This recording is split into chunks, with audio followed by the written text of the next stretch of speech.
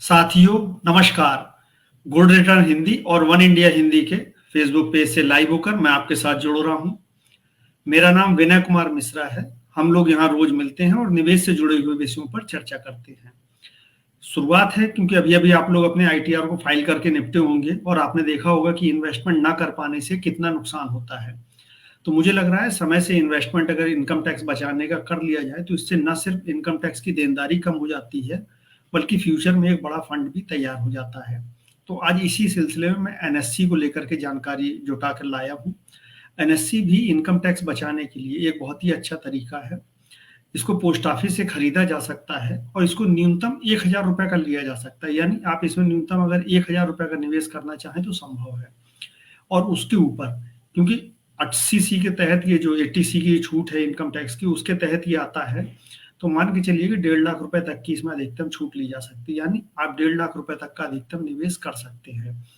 लेकिन ये इस पर तय करेगा कि आपको कितनी जरूरत है। हो सकता है कि आपको 50,000 की जरूरत हो या 20,000 की जरूरत हो और उसमें से आप जितना भी चाहें पैसा एनएससी में लगा करके इनकम टैक्स की छूट पा सकते हैं।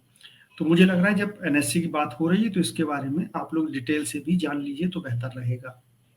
जैसे मैंने बताया इसमें 1000 रुपए का न्यूनतम निवेश किया जा सकता है और इसके बाद 100 रुपए के गुणांक में आप जितना भी चाहें निवेश कर सकते हैं।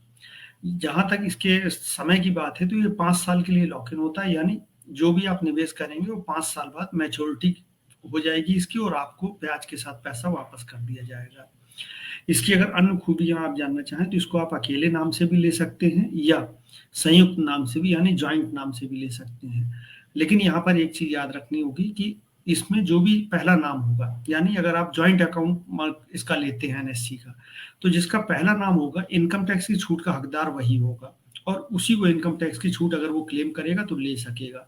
दूसरे नाम वाले को ये सुविधा नहीं प्राप्त होती है।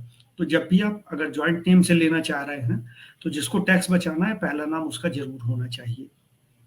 80C के तहत जैसे मैंने बताया इसमें इनकम टैक्स की छूट मिलती है और 80C के तहत ढेर सारी और भी छूट है, जैसे टैक्स सेविंग म्यूचुअल फंड में आप कर सकते हैं, पीपीएफ में कर सकते हैं, इंश्योरेंस में कर सकते हैं। उसी तरह की छूट एनएससी में भी करने पर मिलती है और ये 1.5 लाख रुपए तक अधिकतम की होती है।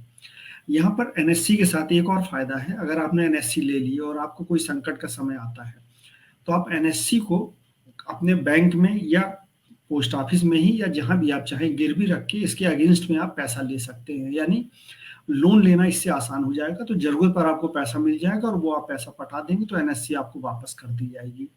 तो इस तरह से इसका एक ये भी फायदा अगर कभी संकट आए तो उठाया जा सकता है।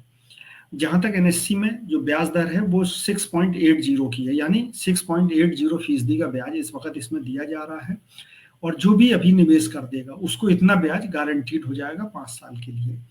यहाँ पर अगर कोई न्यूनतम 1000 रुपए का निवेश करता है तो 5 साल के बाद 6.8% का जो ब्याज मिल रहा है उसके हिसाब से 1389 रुपए 49 पैसे उसको ब्याज के साथ वापस कर दिए जाएंगे। तो मुझे लग रहा है ये इन्वेस्टमेंट के लिहाज से भी अच्छी स्कीम है, ब्याज भी इसमें अच्छा मिल रहा है। भारत सरकार की गारंटी है क्योंकि पोस्ट ऑफिस में जो भी पैसा जमा होता है उसकी गारंटी भारत सरकार लेती है। तो यहाँ पर आपका जमा पैसा गारंटी के साथ वापस भी हो जाएगा, ब्याज वापस हो जाएगा, इस बात की भी गारंटी है। तो मुझे लग रहा है इनकम टैक्स बचाने का ये भी एक अच्छा तरीका है। इसके पहले मैंने आपको पीपीएफ के बारे में बताया था इनकम टैक्स बचाने के लिए उसका लाभ कैसे ले सकते हैं। अगर आप जरूरत समझे तो मेरे पिछले वीडियो में जा करके उसकी पूरी जानकारी ले सकते हैं जो कि वन इंडिया में और गुड रिटर्न के फेसबुक पेज पर उपलब्ध है। मुझे लग रहा है ये जानकारी आपको काम की लगी होगी और आप इनकम टैक्स बचाने के लिए अगर सोच रहे हैं तो एनएससी पर भी एक बार जरूर विचार करेंगे। मुझे अब आज इजाजत दीजिए, कल आपके साथ किसी नई जानकारी को लेकर जुड़ूंगा। तब तक के लिए नमस्कार।